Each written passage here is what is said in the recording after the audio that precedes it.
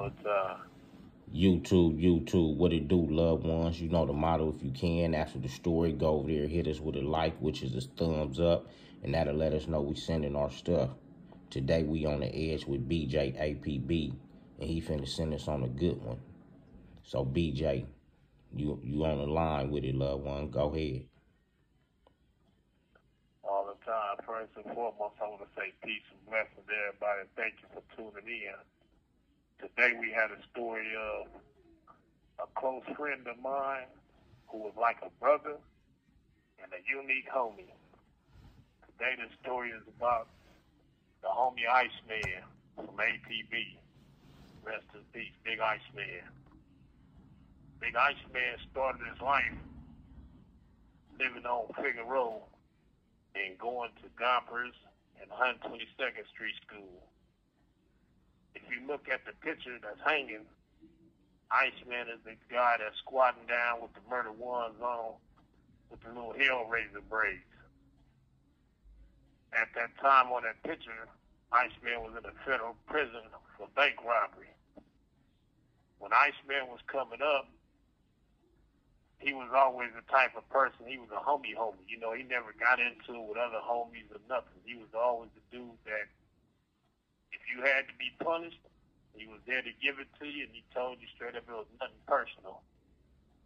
A lot of people didn't know Ise Man could fight because Ise Man was the type to go around the neighborhood trying to fight everybody.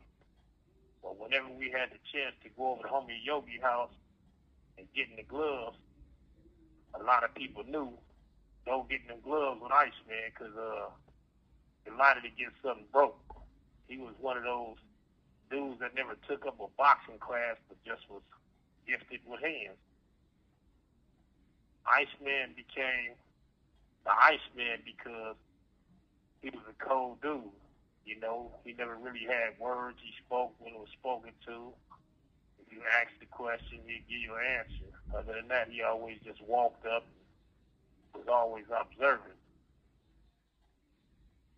I first encountered the homie Ise Man when we was in elementary. From elementary, as we grew older, I used to run into him at Mama Banks' house. Mama Banks was my big homie Cowboy's mama. She was a jack of all trades in her day. You know, when you go over there, you can pretty much find anything you need from guns to weed, prostitutes, whatever. She just always had to connect to whatever you needed. And before me and Ise Man started kicking it, we used to always run into each other coming in and out of here because he stayed on Fig and I stayed on San Pedro. As we grew a little older, when we got about 19 or 20 years old, we became closer friends because it was finally, at one point, we both was out of jail at the same time.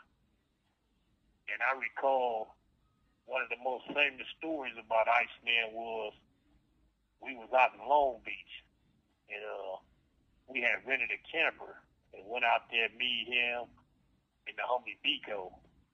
Went out there to go mess with some girls. And the girl that Ise Man was... This call and... She had an apartment, and he went up in the apartment to talk to her while me and Biko was outside with the other two girls. While we was out there talking to the other two girls, one of them started giggling and told us to look up. And when we looked up, Ise Man was standing there butt naked with just his red chucks on the red shoestring. And we was like, man, what's up with you? Because he got his, you know, his piece all in people's face. We like, man, what's happening with you, man? He like, he need a rubber. So we started laughing because we like, here it is, it's broad daylight. We sitting out on the main street. This dude come out the house with his hat turned back. He had a red A hat on, red Angels hat, and some red chucks. And come walking down the driveway, crawl up in the camper looking for a rubber, and then walk back out. And there's Crips down the street. I think they was from 20s or something. They were down the street, and he just walked right past them naked and walked back on up to the apartments like it wasn't nothing wrong. Man, we laughed so hard. We was like, you know, the homie special. from that point on, Iceman was always, doing something that he never tried to be funny, but it was always funny. Iceman's most prized possession was his son. When he first had the birth of his son, he was so happy, he would carry his son all around and let everybody see him. He was proud of his baby mama, Lady Squirt.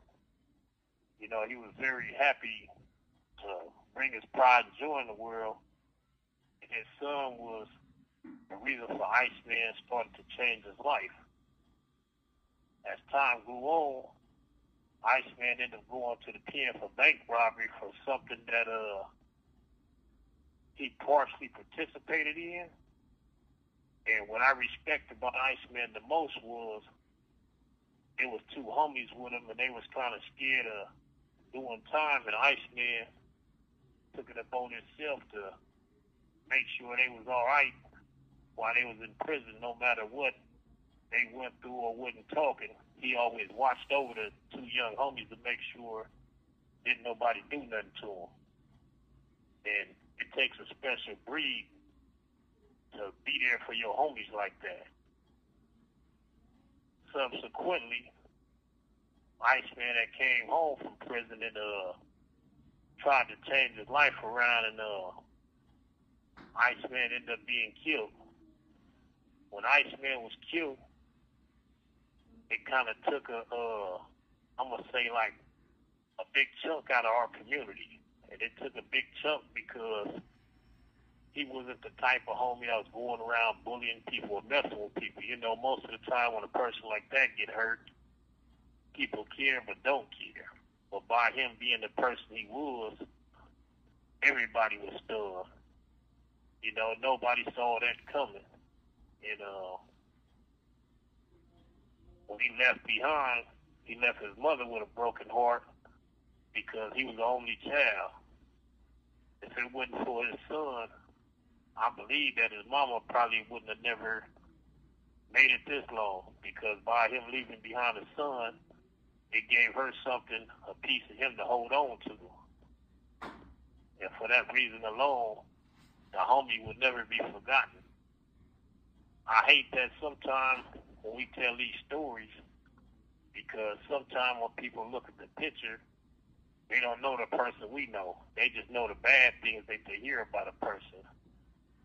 But if you find somebody that can tell you something bad about Iceman, I don't know what to say, because I don't know nothing bad about the homie. I ain't never knew nothing bad about him. And from him reading, to him writing, to him dancing, to us going to skate land every weekend, all that. He was just a unique, special person. And I hope that everybody that takes the time to reminisce on this picture that knew him, really appreciate the fact he was a genuine, smooth dude, man. And I just want to say, Iceman, may you rest in peace, homie, a.k.a. Armand. And to his mother, Jackie, and his son, we wanted y'all to know that Armand will never be forgotten, and neither will y'all. We will always be y'all family, especially me and the homie Casper. To Mama Jackie, keep your head up, young lady. The party just beginning. It ain't over with. He in a better place, and God got him. To Lady Squirt, I feel your pain. Keep your head up as well, because the ride only starts when the homie come through and make us smile again. With that said, rest in peace, Big Ice Man. I love you, homeboy. I appreciated everything, all the times, the good memories, and everything that you bestowed upon me will never be forgotten. Whether it was how to roll a cigarette, how to roll a joint, or just how to chill. I appreciate everything that you brought to the hood, everything that you left.